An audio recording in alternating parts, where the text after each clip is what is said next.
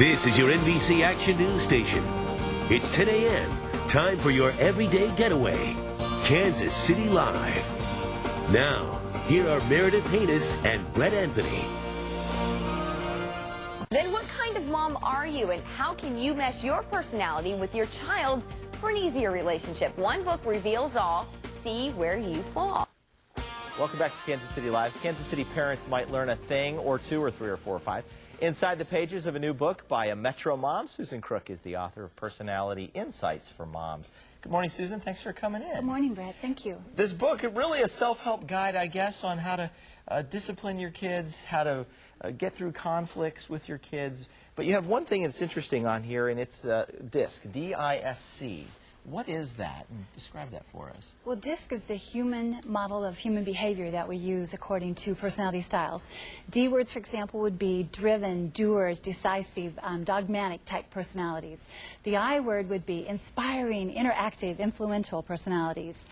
S would be sweet, status quo, supportive, kind of shy, and C would be more calculating, cautious, conscientious personality styles. And you're saying that each child has one of those personality styles, but each parent has a personality style like that. Yes, actually we have all four, a blend of all four, but we usually have one primary and a secondary that kind of stands out more than the others. Now, does that get us into those conflicts with our children? Oh, yes. If like my wife's an I and my oldest is an I, will they butt heads more often? Well, they can, because eyes love the spotlight. But also they can have a great relationship because they're very interactive and they like to have fun together. So if you have an I child, and they want to have a lot of fun in their life. But if you're not an I, you're more the C, which is calculating and conscientious, you might be more apt to follow rules, have things done correctly in your life, and have plans and details.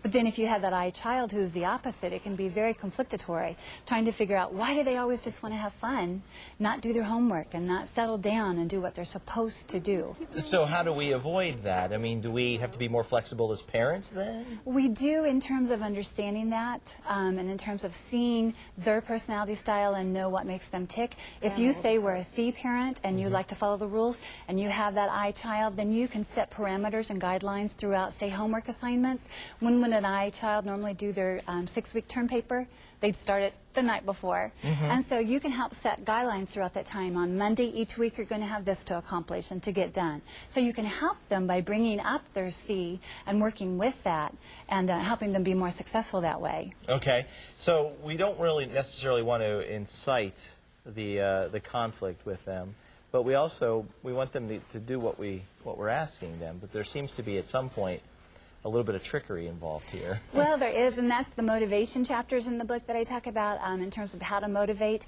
If you have a child that is a D, they're very determined, they love conflict, they love competition, and so you can get a D child to cooperate maybe and motivate them by having a game, having that competition. Who can be there first? Who can get our pajamas on first type thing. You can have races or whatever. Okay.